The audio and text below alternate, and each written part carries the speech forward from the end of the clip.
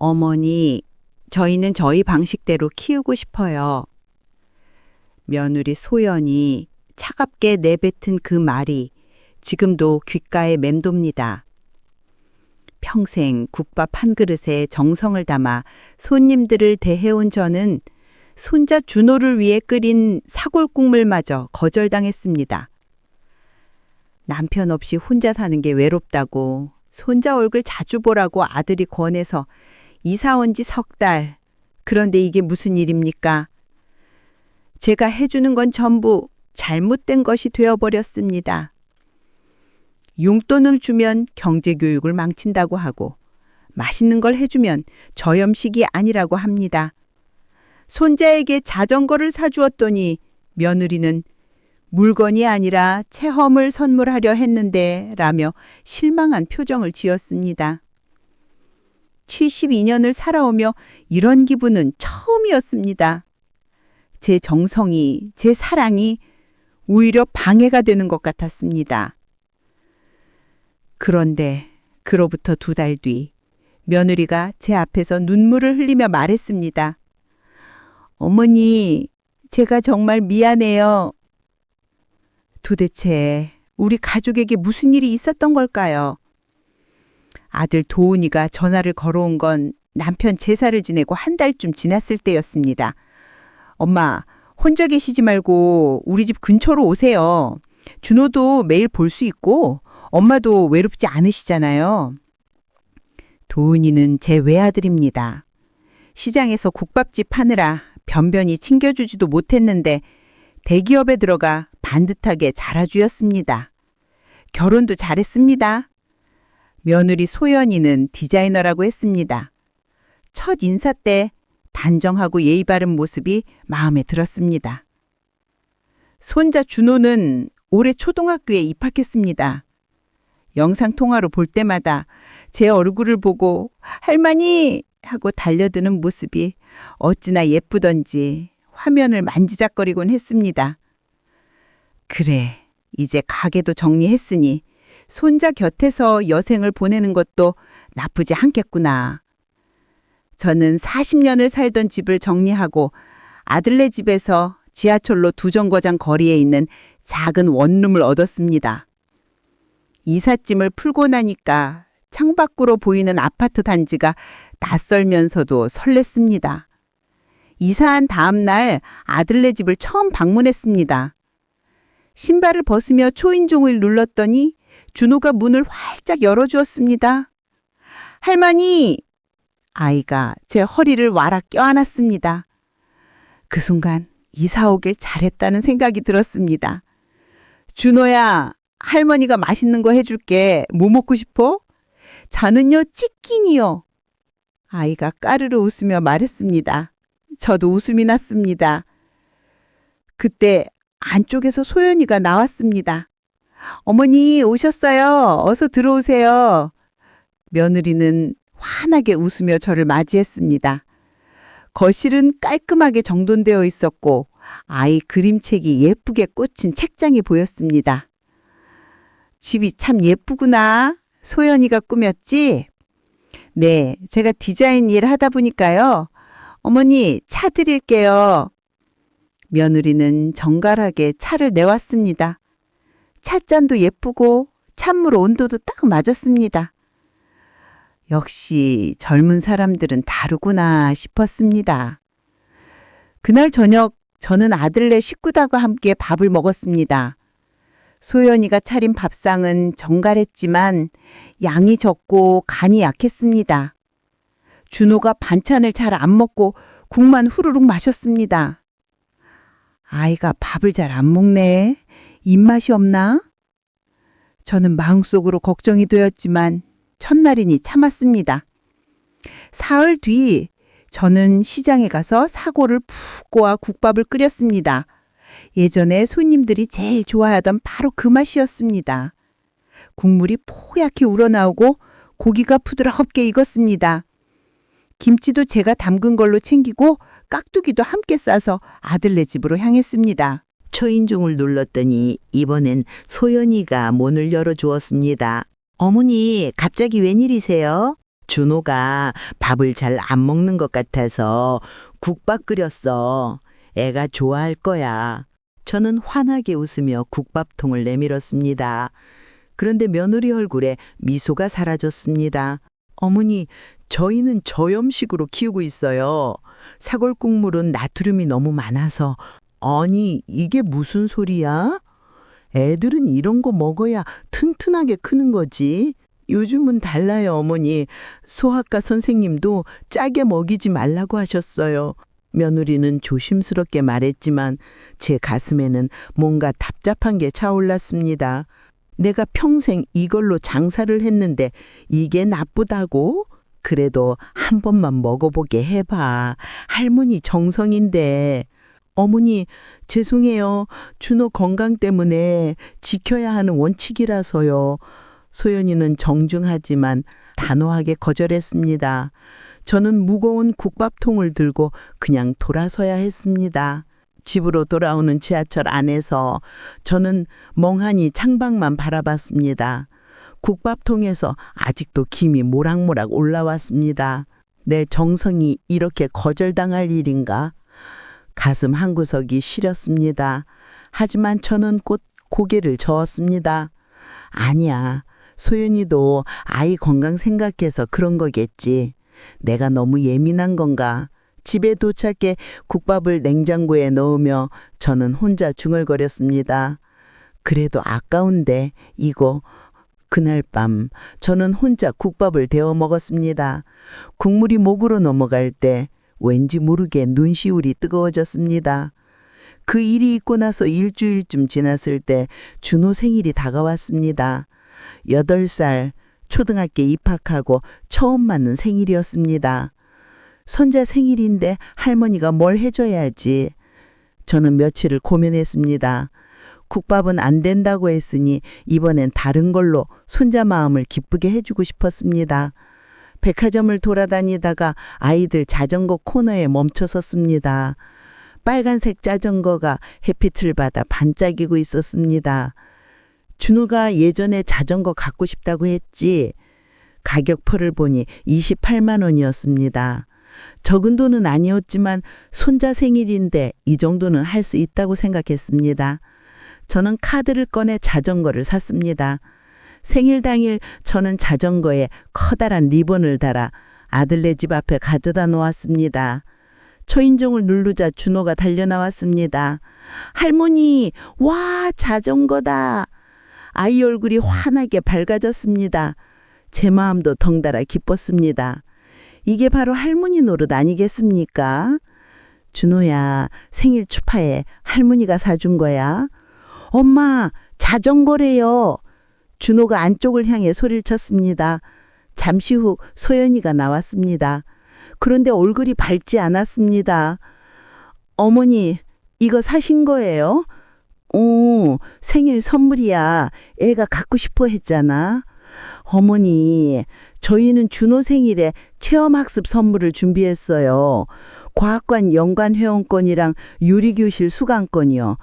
물건보다는 경험을 선물하려고 했거든요. 며느리는 조심스럽게 말했지만 그 말투에는 뭔가 불편함이 묻어났습니다. 체험? 경험? 애들은 갖고 싶은 걸 사주는 게 제일 좋은 거 아닌가? 그래도 애가 좋아하잖아. 그럼 됐지. 어머니, 그게 아니라 저희 교육 방침이 있어요. 물질적인 걸로 아이 마음을 채우는 건 나중에 좋지 않대요. 준호는 그새 자전거에 올라타 보려고 안간힘을 쓰고 있었습니다. 아이는 너무 좋아서 어쩔 줄 몰라 했습니다. 그런데 어른들은 이런 이야기를 하고 있었습니다. 소연아, 그래도 애 생일인데 어머니, 다음부턴 미리 상의해 주세요. 저희도 계획이 있으니까요. 며느리는 그렇게 말하고는 안으로 들어가 버렸습니다. 저는 자전거 옆에 서서 신이 난 준호를 바라봤습니다. 뭐가 잘못된 건지 모르겠네. 그날 저녁 집으로 돌아와 침대에 누웠지만 잠이 오지 않았습니다. 천장을 바라보며 생각했습니다. 내가 뭘 잘못한 걸까? 손자한테 선물 사주는 게 잘못인가? 며칠 뒤 또 다른 일이 터졌습니다. 저는 준호 학교 시간에 맞춰 학교 앞으로 갔습니다. 아이가 혼자 오는 게 걱정되어서였습니다. 학교 정문 앞에서 기다리고 있는데 준호가 친구들과 나왔습니다. 할머니! 준호가 제게 달려왔습니다. 저는 가방을 받아들며 말했습니다. 준호야, 할머니가 떡볶이 사줄까? 와, 좋아요. 아이 얼굴이 환해졌습니다. 학교 앞 분식집에 들어가 떡볶이 한 접시와 오뎅을 시켰습니다. 준호는 정말 맛있게 먹었습니다. 입 주변에 양념을 묻히며 호호 불어가며 먹는 모습이 얼마나 귀엽던지요. 이런 게 행복이지. 손자랑 이렇게 시간 보내는 게. 떡볶이를 다 먹고 나서 저는 손자 손을 잡고 아들네 집까지 걸어갔습니다. 현관문을 열자마자 소연이가 나왔습니다. 준호야, 어디 갔었어? 엄마가 얼마나 걱정했는데. 며느리 목소리가 날카로웠습니다. 아, 소연아, 내가 데리러 갔어. 떡볶이도 사주고 왔고. 어머니, 연락을 주셔야죠. 준호가 안 오니까 얼마나 놀랬는지 아세요? 미안해. 깜빡했네. 애가 혼자 오는 게 위험할 것 같아서. 어머니, 준호는 혼자 집에 올 수 있어요. 그렇게 연습시키고 있는 거예요. 그리고 떡볶이는 준호 간식 시간이 정해져 있거든요. 소연이는 한숨을 쉬며 준호를 안으로 데려갔습니다. 준호가 뒤돌아보며 저를 보았지만 며느리가 아이 어깨를 잡고 방으로 데려갔습니다. 저는 현관문 앞에 서서 잠시 멍하니 있다가 돌아섰습니다. 또 잘못했네. 또. 집으로 가는 길 저는 핸드폰을 꺼내 들었습니다. 누구한테 하소연이라도 하고 싶었습니다. 연락처를 내리다가 옛날 시장 동료였던 순자 언니 번호에서 멈췄습니다. 전화를 걸었습니다. 여보세요? 언니? 아이고, 영자야, 잘 지내? 언니, 나 요즘 좀 힘들어. 저는 그동안 있었던 일들을 주르륵 말했습니다. 국밥 거절당한 것, 자전거 선물한 것, 떡볶이 사준 것까지. 말하다 보니 목소리가 떨렸습니다. 그게 다 요즘 젊은 애들 방식이야. 우리 때랑 다르다니까. 영자야, 너가 좀 참아야 해. 참긴 뭘 참어. 내가 뭘 잘못했다고. 아휴, 며느리 비위 맞추기 힘들지.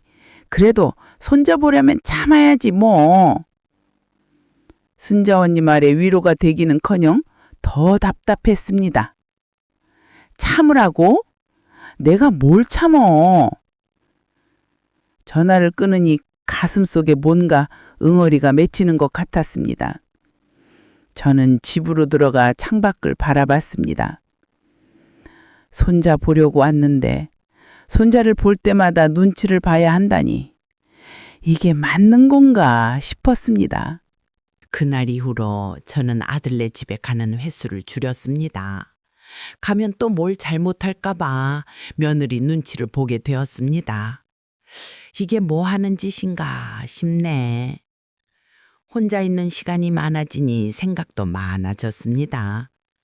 전에는 시장 가기가 바빠서 이런 생각할 틈도 없었는데 이제는 하루 종일 혼자 있으니 온갖 생각이 다 들었습니다. 그러던 어느 날 도훈이한테서 전화가 왔습니다. 엄마, 이번 주말에 우리 집에서 식사 같이 해요. 소연이가 엄마 오시라고 하네요. 그래?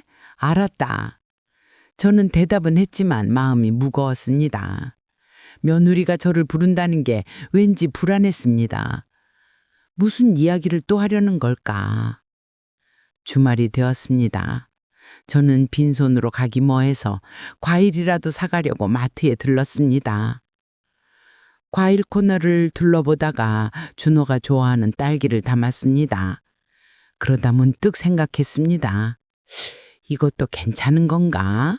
혹시 이것도 안 된다고 하는 거 아니야? 고민하다가 그냥 샀습니다. 안 되면 제가 가져오면 되니까요. 아들네 집 초인종을 눌렀습니다. 도은이가 문을 열어주었습니다. 엄마, 어서 오세요. 그래, 딸기 샀다. 거실로 들어가니 소연이가 식탁을 차리고 있었습니다. 준호는 방에서 레고를 하고 있었습니다. 어머니 오셨어요. 앉으세요. 며느리 표정이 평소보다 굳어 있었습니다. 뭔가 심상치 않았습니다. 식사가 시작되었습니다. 소연이가 만든 음식은 역시나 정갈했지만 분위기가 무거웠습니다. 도은이도 말이 없고 준호도 눈치를 보며 밥을 먹었습니다. 식사를 마치고 소연이가 차를 내왔습니다. 준호를 방으로 보낸 뒤 며느리가 입을 열었습니다. 어머니, 오늘 드릴 말씀이 있어서 모셨어요. 가슴이 철렁했습니다. 무슨 이야기? 어머니께서 준호한테 너무 많은 걸 해주시려고 하시는데 저희도 부모로서 아이를 키우는 방식이 있거든요. 소연이는 조심스럽게 말문을 열었습니다. 그래서 앞으로는 준호 관련해서는 저희한테 먼저 상의해 주셨으면 좋겠어요. 뭘 사주시든 어디 데려가시든요. 며느리 말에 제 손이 떨렸습니다. 찻잔을 내려놓는데 손이 떨려서 받침에 부딪히는 소리가 났습니다. 내가 그렇게 잘못하고 있었어? 잘못하신 건 아니에요, 어머니. 다만 저희 교육 방침이랑 안 맞아서요. 교육 방침?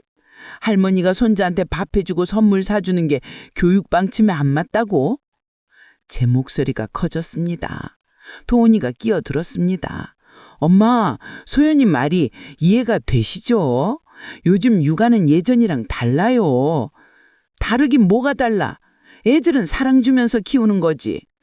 엄마, 목소리 좀 낮추세요. 준호 들어요. 아들이 저를 말렸습니다. 그 순간 가슴속에서 뭔가 와르르 무너져 내리는 느낌이었습니다.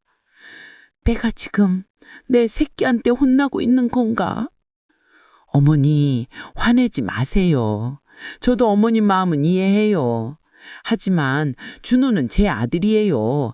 제가 책임지고 키울게요. 소연이는 단호하게 말했습니다. 그 말에 저는 더 이상 할 말이 없었습니다. 알았어. 그럼 이제 어떻게 하면 돼? 아예 오지 말까? 그런 게 아니라, 아니야. 알겠어. 내가 방해만 하는구나. 알았어. 저는 자리에서 일어났습니다. 가방을 집어들고 현관으로 향했습니다. 엄마 잠깐만요. 도은이가 따라왔지만 저는 신발을 신고 나와버렸습니다. 엘리베이터를 타고 내려오는 동안 눈물이 주르륵 흘렀습니다. 내가 왜 여기까지 와서 이런 취급을 받아야 하나. 집으로 돌아와 침대에 누웠습니다. 천장을 바라보며 남편 생각이 났습니다. 여보, 당신이 있었으면 이러진 않았을 텐데. 그날 밤 도은이한테서 문자가 왔습니다. 엄마, 소연이가 어머니한테 상처 드릴 의도는 아니었어요. 그냥 우리끼리 규칙 좀 정하자는 거였어요. 너무 서운해하지 마세요. 문자를 읽으며 저는 씁쓸하게 웃었습니다. 규칙이라. 손자 보는 것도 규칙이 필요한 시대구나. 그날 이후로 저는 아들네 집에 가지 않았습니다. 전화도 잘 받지 않았습니다. 준호 목소리가 듣고 싶지만 그럴수록 더 마음이 아팠습니다. 1주일, 2주일이 지났습니다. 도은이가 몇 번 전화했지만 저는 괜찮다, 바쁘다고 둘러댔습니다. 혼자 있는 시간이 길어지니 우울한 생각만 들었습니다. 시장 순자 언니한테 전화해서 호소연했지만 언니도 별다른 위로를 해주지 못했습니다. 그냥 시간이 약이야, 영자야. 며느리도 나중엔 알게 될 거야. 나중은 언제야, 언니? 나 이제 나이도 많은데. 전화를 끊고 나니 더 외로웠습니다. 어느 날 오후 창밖을 바라보고 있는데 핸드폰이 울렸습니다. 낯선 번호였습니다. 여보세요? 할머니, 저 준호예요. 손자 목소리였습니다. 가슴이 뛰었습니다. 준호야? 어떡해? 할머니, 보고 싶어요. 언제 봐요? 아이 목소리에 눈물이 핑 돌았습니다. 준호야, 할머니도 보고 싶은데. 준호야, 전화 끊어. 뒤에서 소연이 목소리가 들렸습니다. 곧 전화가 끊겼습니다. 저는 핸드폰을 꼭 쥐고 한참을 그렇게 앉아 있었습니다. 이러려고 여기까지 온 건가? 이러려고. 그날 밤 저는 이사 온 걸 처음으로 후회했습니다. 그렇게 한 달이 흘렀습니다. 저는 하루하루를 그저 흘려보냈습니다. 아침에 일어나 TV를 켜고 점심을 대충 때우고 저녁이 되면 또 잠자리에 들었습니다. 손자 얼굴을 보고 싶지만 며느리 눈치가 보여서 연락조차 하지 못했습니다. 이게 무슨 삶인가 싶네. 어느 날 오후 현관 초임종이 울렸습니다. 누군가 싶어 문을 열었더니 택배기사가 서 있었습니다. 박영자 고객님 맞으시죠? 택배요. 받아보니 보내는 사람이 김준호였습니다. 손자였습니다. 준호가 뭘 보낸 거지? 상자를 뜯어보니 조그만 편지 봉투와 함께 손자가 그린 그림이 들어있었습니다. 그림에는 할머니와 손을 잡고 있는 준호가 그려져 있고 삐뚤빼뚤한 글씨로 이렇게 쓰여져 있었습니다. 할머니, 보고 싶어요. 사랑해요. 편지를 펼쳤습니다. 할머니, 저 준호예요. 할머니가 안 오셔서 슬퍼요. 엄마가 할머니한테 미안한 말 했대요. 할머니 화났어요. 저는 할머니가 좋아요. 빨리 보고 싶어요. 글씨가 군데군데 번져 있었습니다. 아이가 울면서 쓴 것 같았습니다. 저는 편지를 가슴에 꼭 안고 그대로 주저앉아 울었습니다. 준호야, 할머니도 보고 싶단다. 그날 저녁 도훈이한테서 전화가 왔습니다. 엄마, 준호가 엄마한테 택배 보낸 거 받으셨어요? 응. 준호가 요즘 할머니 보고 싶다고 매일 그래요. 엄마 한 번만 와주실 수 없어요? 아들 목소리에는 피곤함이 묻어났습니다. 소연이는 뭐래? 소연이도 엄마 보고 싶대요. 이야기 좀 하고 싶다고. 저는 잠시 망설였습니다. 또 상처받을까 봐 두려웠습니다. 하지만 손자 얼굴이 떠올랐습니다. 알았어. 이번 주말에 갈게. 토요일 오후 저는 오랜만에 아들네 집을 찾았습니다. 초인종을 누르자마자 문이 활짝 열렸습니다. 준호였습니다. 할머니! 아이가 제 허리를 와락 껴안았습니다. 작은 몸으로 꽉 안아주는 힘에서 얼마나 저를 그리워했는지 느껴졌습니다. 준호야, 할머니도 보고 싶었어. 거실로 들어가니 소연이가 테이블을 차려놓고 있었습니다. 제가 좋아하는 차였습니다. 어머니 앉으세요. 며느리 표정이 평소와 달랐습니다. 뭔가 조심스러워 보였습니다. 준호는 제 손을 잡고 놓지 않았습니다. 자기 방으로 데려가더니 그동안 그린 그림들을 보여주었습니다. 대부분 저와 함께 있는 그림이었습니다. 할머니, 이거 봐요. 이건 할머니랑 공원 간 거예요. 그래, 예쁘게 그렸네. 한참을 준호와 시간을 보내고 나니 소연이가 불렀습니다. 준호야, 잠깐 아빠랑 나가 있을래? 할머니랑 엄마가 이야기 좀 할게. 도훈이가 준호 손을 잡고 나갔습니다. 거실에 저와 소연이만 남았습니다. 며느리가 먼저 입을 열었습니다. 어머니, 그동안 제가 너무 심했어요. 예상치 못한 말이었습니다. 지난 한 달 동안 많이 생각했어요. 제가 너무 제 방식만 고집했던 것 같아요. 소연이 목소리가 떨렸습니다. 준호가 할머니를 얼마나 그리워하는지 보면서 제가 뭔가 중요한 걸 놓치고 있었다는 생각이 들었어요. 소연아, 어머니의 사랑을, 할머니의 정성을 제가 너무 쉽게 거절했어요. 죄송해요. 며느리 눈에 눈물이 고였습니다. 저도 모르게 눈시울이 뜨거워졌습니다. 아니야. 나도 너희 방식을 존중하지 못했어. 미안하다. 어머니, 앞으로는 잘해보고 싶어요. 제가 배우겠습니다. 그날 저희는 오랜 시간 이야기를 나눴습니다. 서로의 마음을, 서로의 입장을 들었습니다. 집으로 돌아오는 길 가슴이 한결 가벼웠습니다. 다시 시작할 수 있을까? 작은 희망이 보였습니다. 그날 이후 저는 조심스럽게 아들네와 관계를 회복해 나갔습니다. 소연이와 미리 상의하며 준호를 돌봤고 며느리도 조금씩 저를 받아들이는 것 같았습니다. 평화로운 시간이 흐르는 듯 했습니다. 그런데 한 달쯤 지났을 때 소연이한테서 다급한 전화가 왔습니다. 어머니, 제가 갑자기 급한 일이 생겼어요. 중요한 프로젝트 미팅인데 오늘 준호 돌봐주실 수 있으세요? 그럼 당연해. 걱정 마. 저는 바로 아들네 집으로 향했습니다. 소연이는 급하게 가방을 챙기며 말했습니다. 어머니, 준호 간식은 냉장고에 있고요. 저녁은 6시에 주세요. 숙제는 국어 독후감이에요. 알았어. 걱정 말고 다녀와. 며느리가 나가고 저와 준호만 남았습니다. 아이는 방에서 레고를 하고 있었습니다. 오랜만에 손자랑 둘이 있네. 저는 부엌으로 가서 냉장고를 열었습니다.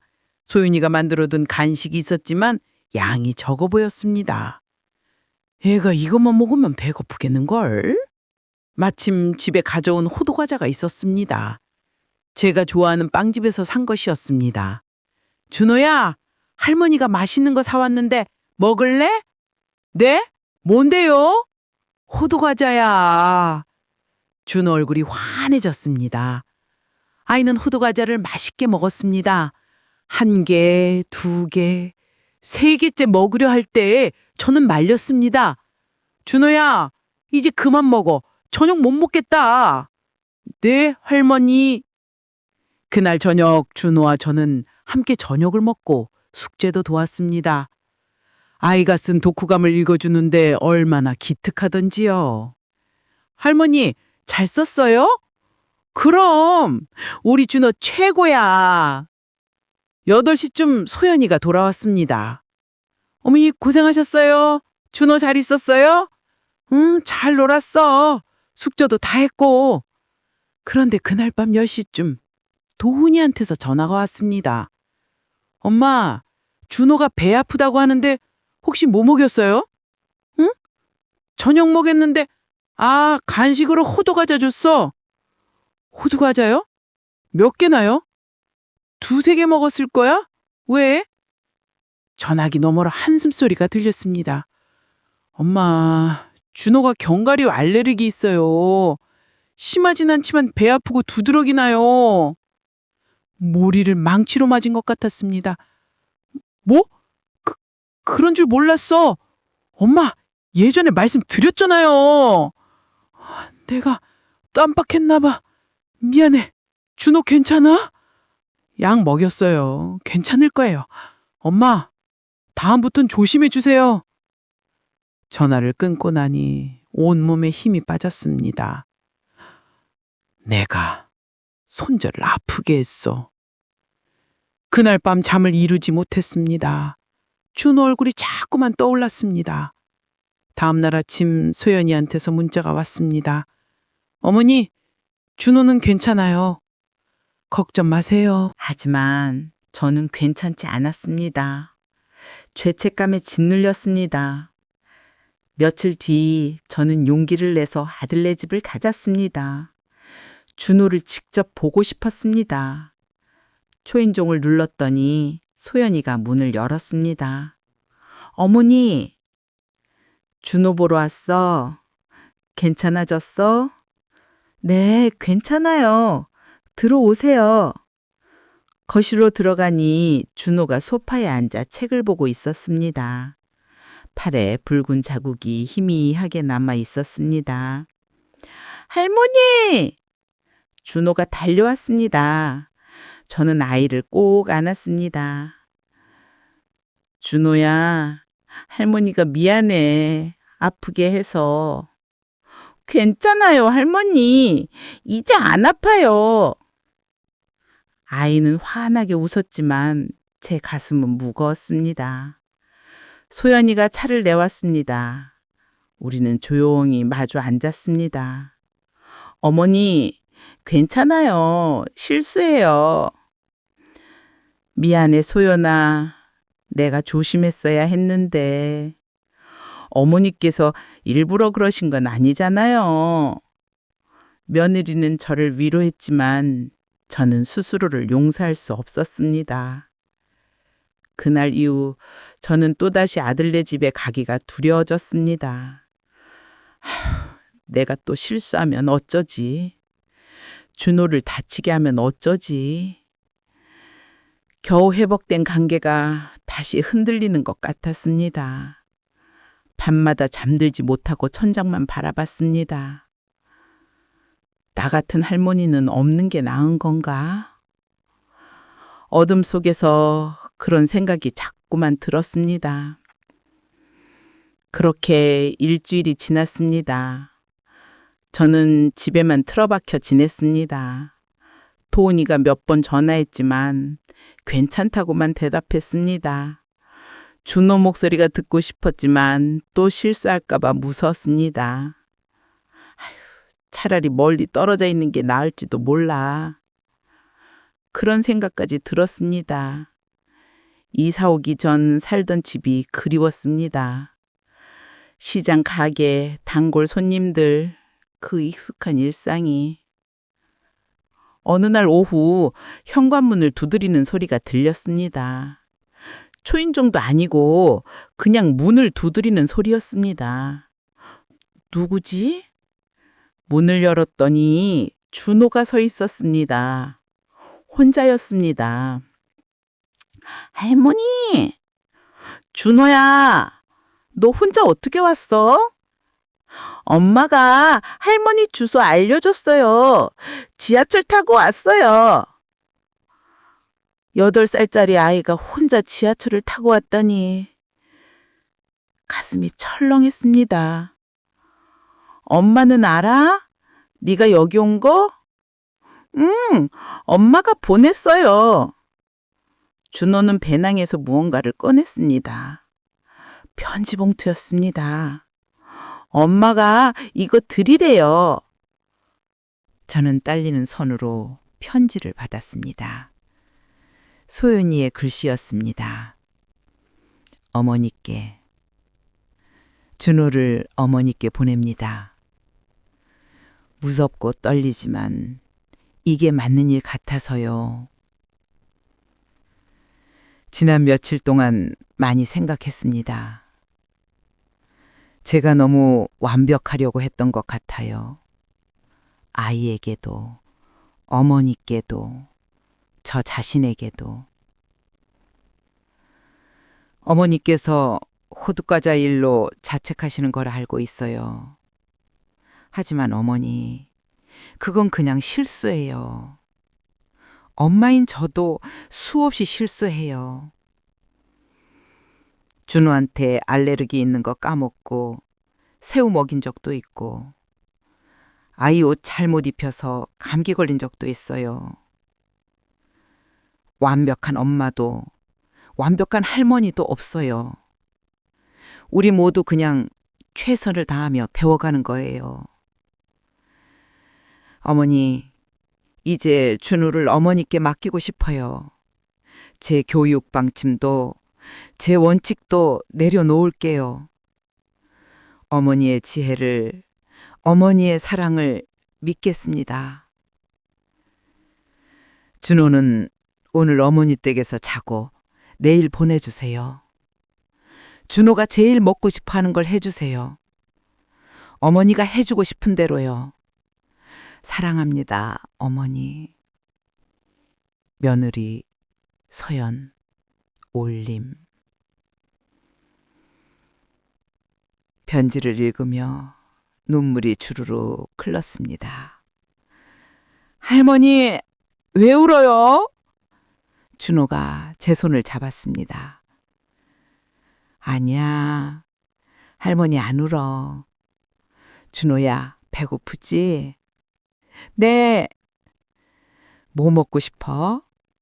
할머니 국밥이요. 아이가 화산하게 웃으며 대답했습니다.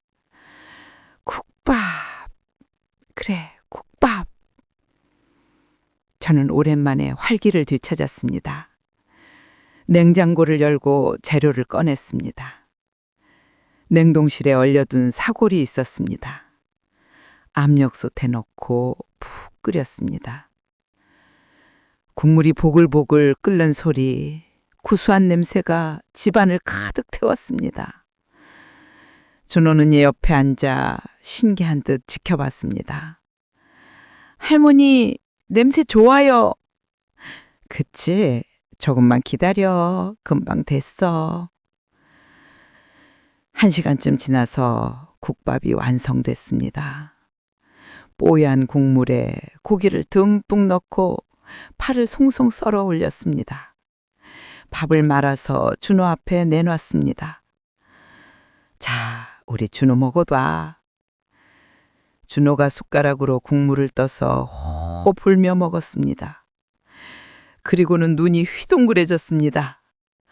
할머니, 완전 맛있어요.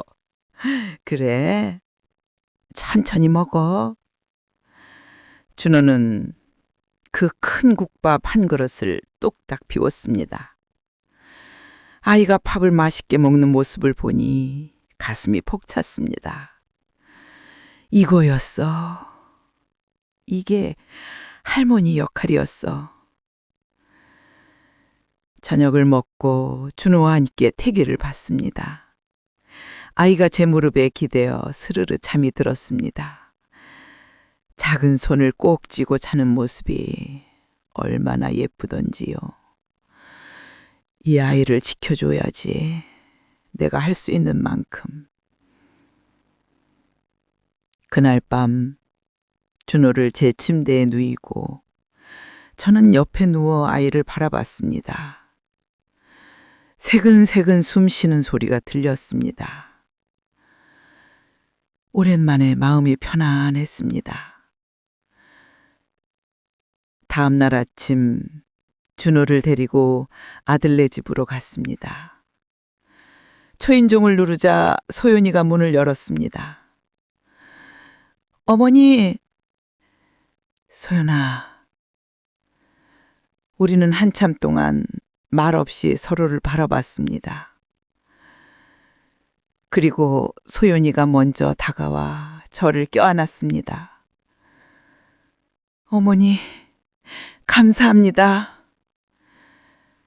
저도 며느리를 꼭 안았습니다. 말이 필요 없었습니다. 그날 이후 우리 가족의 풍경이 조금씩 달라졌습니다. 소연이는 주 2회 정도 준호를 제게 맡겼습니다. 처음에는 조심스러웠지만 점점 자연스러워졌습니다. 어느 날 준호를 데리고 동네 공원에 갔습니다. 아이가 자전거를 타며 신나게 놀았습니다. 그때 옆 벤치에 앉아 계시던 할머니 한 분이 말을 걸었습니다. 손자 참 예쁘게 생겼네요. 감사합니다. 요즘 손자 키우는 게 쉽지 않지요. 며느리 눈키도 보이고. 그 말에 저는 잠시 멈칫했습니다. 예전 같았으면 한숨 쉬며 동의했을 것입니다. 하지만 이제는 달랐습니다. 처음엔 그랬는데 이제는 괜찮아요. 며느리랑 대화하면서 서로 이해하게 됐어요. 아이고, 그럼 복 받으셨네요. 며느리가 착하나 봐. 집으로 돌아오는 길 준호가 제 손을 잡으며 물었습니다. 할머니, 저번에 할머니 안 오셨을 때 슬펐어요? 할머니도 슬펐어. 이제는 안 슬퍼요? 이제는 안 슬퍼. 우리 준호랑 매일 보니까. 저도요. 할머니 매일 보고 싶어요. 아이가 환하게 웃었습니다. 그런데 며칠 뒤 예상치 못한 일이 생겼습니다. 소연이한테서 전화가 왔습니다. 목소리가 심각했습니다. 어머니, 죄송한데 다음 주에 3박 4일 출장을 가야 해요. 준호를 맡아주실 수 있으세요? 3박 4일?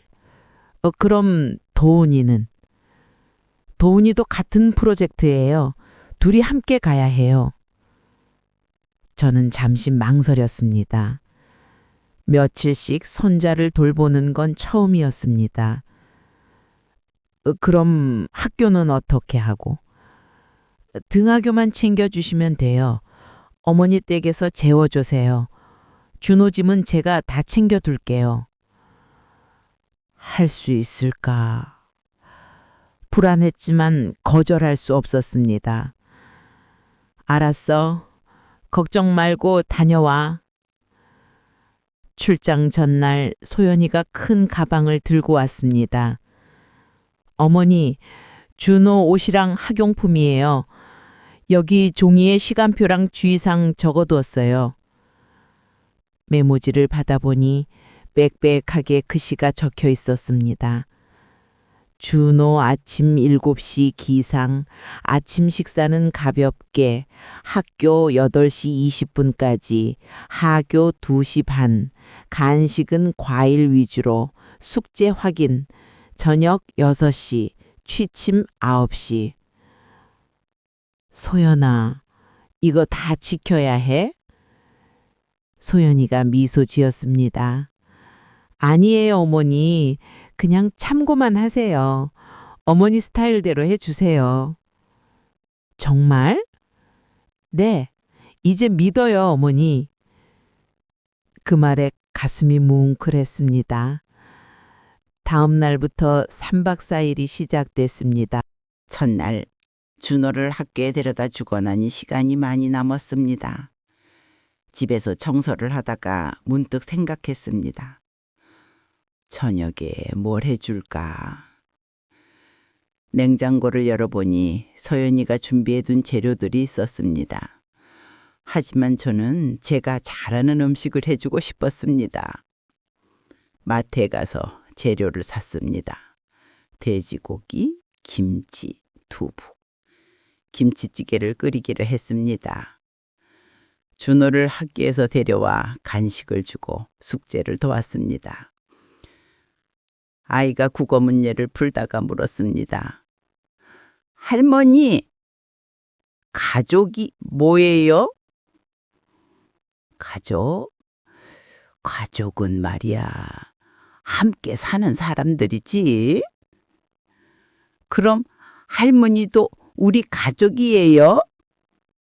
그럼 당연하지. 근데 할머니는 따로 사잖아요. 아이의 순수한 질문에 저는 잠시 말을 잃었습니다.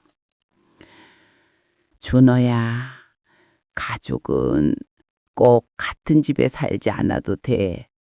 서로 사랑하고 아끼면 그게 가족이야. 그럼 할머니랑 저랑 엄마, 아빠 다 가족이네요. 그렇지. 준호가 환하게 웃었습니다. 저녁 식사 시간. 김치찌개가 보글보글 끓었습니다. 준호는 김이 모락모락 나는 찌개를 보며 눈을 반짝였습니다. 할머니, 이거 매워요? 아니야, 안 맵게 했어. 준호가 한 숟가락 떠 먹었습니다. 맛있어요. 그날 밤 준호를 재우고 나니 온몸이 피곤했습니다.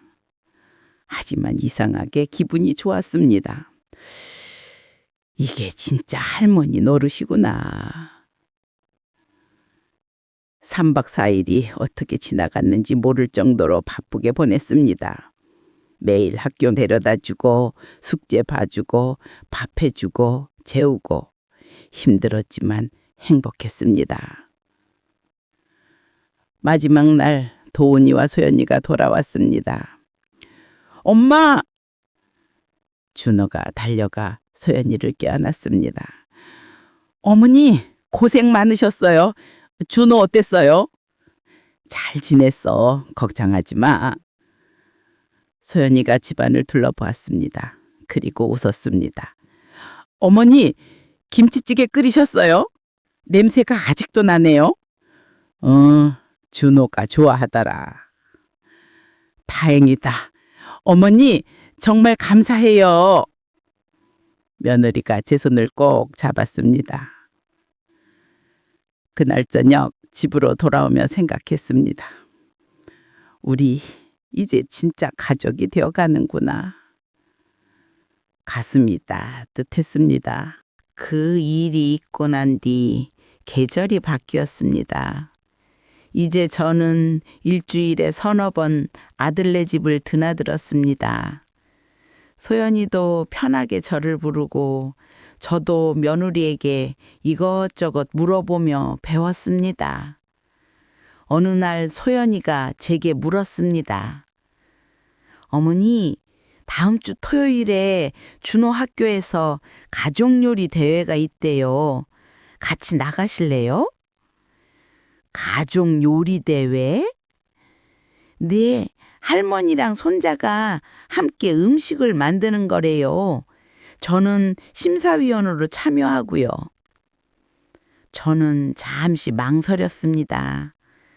많은 사람들 앞에서 요리를 한다니 부담스러웠습니다.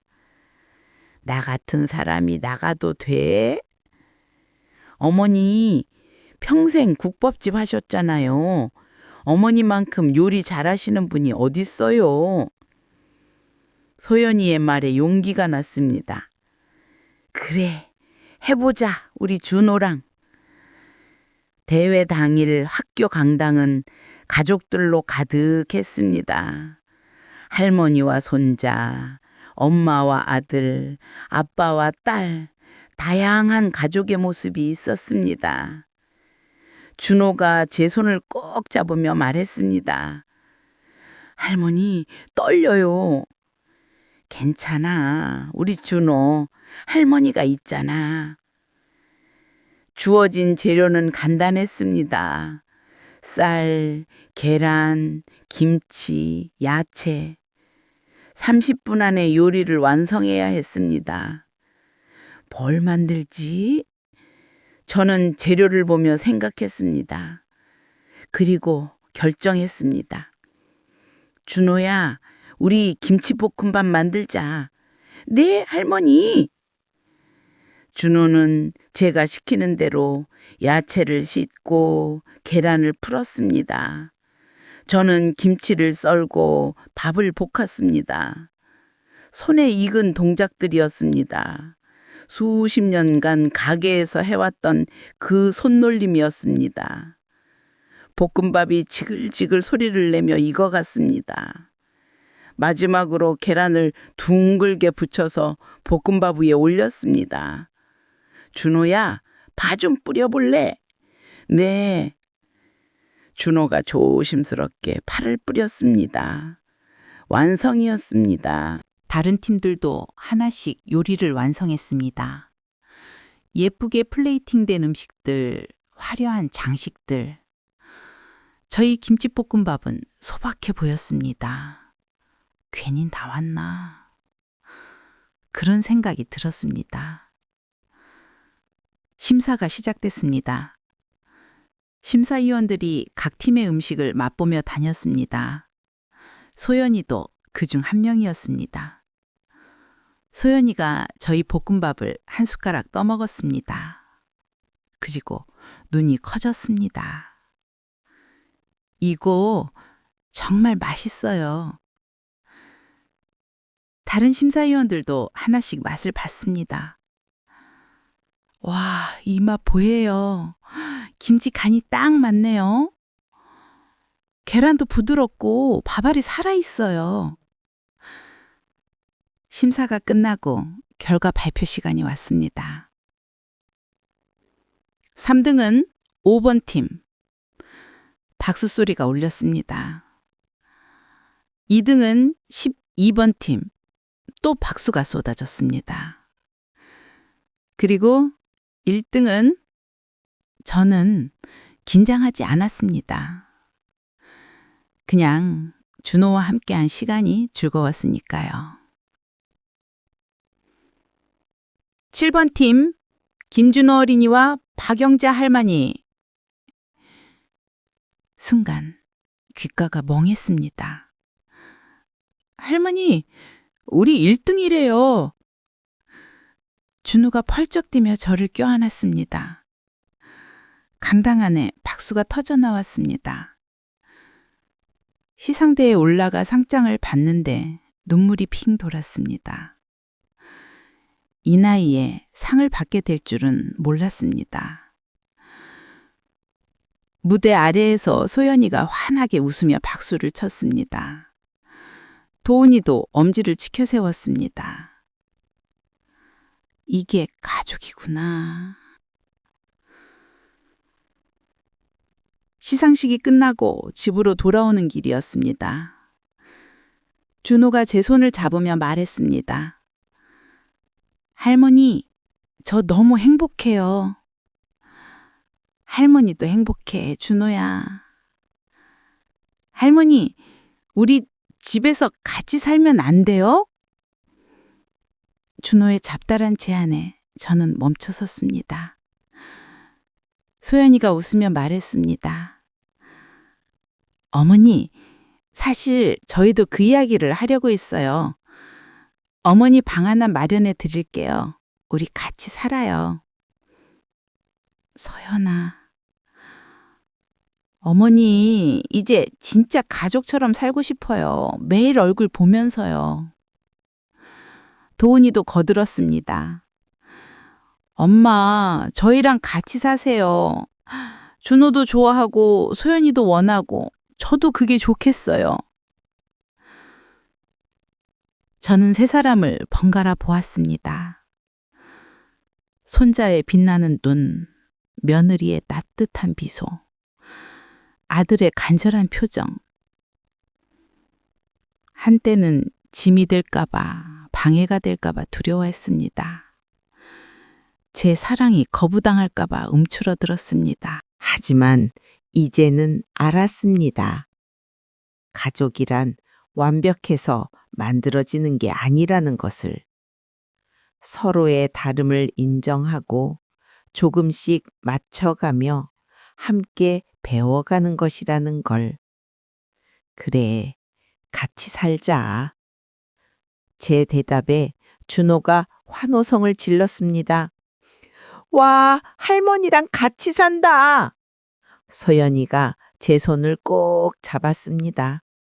말없이 하지만 따뜻하게. 그날 밤 새 보금자리에 대한 이야기를 나누며 저는 생각했습니다. 남편이 떠나고 가게를 정리하고 낯선 동네로 이사 왔던 그날, 외롭고 불안했던 그 시간들, 며느리와 부딪히고 손자를 아프게 하고 스스로를 자책했던 날들, 그 모든 시간이 결국 이 순간을 만들기 위한 과정이었다는 것을.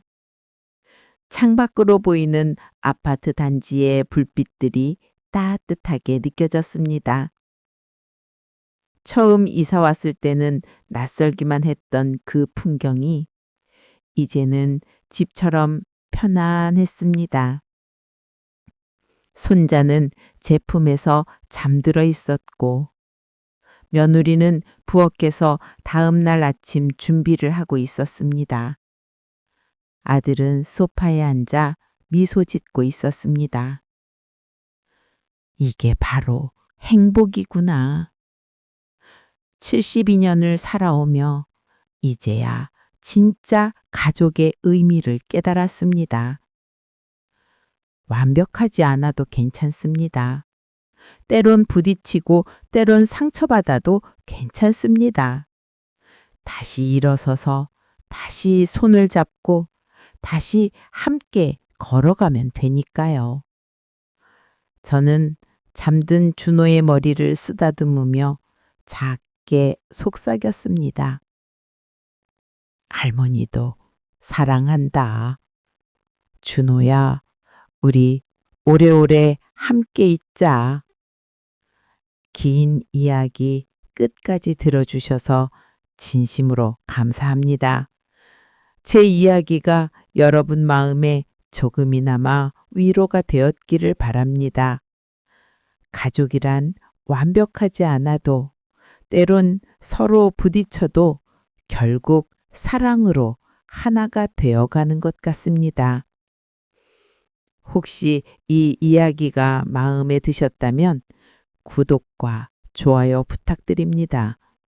여러분의 작은 관심이 더 좋은 이야기를 만드는 큰 힘이 됩니다. 오늘도 건강하시고 사랑하는 가족들과 행복한 시간 보내시기를 바랍니다. 다음에 또 좋은 이야기로 찾아뵙겠습니다. 감사합니다.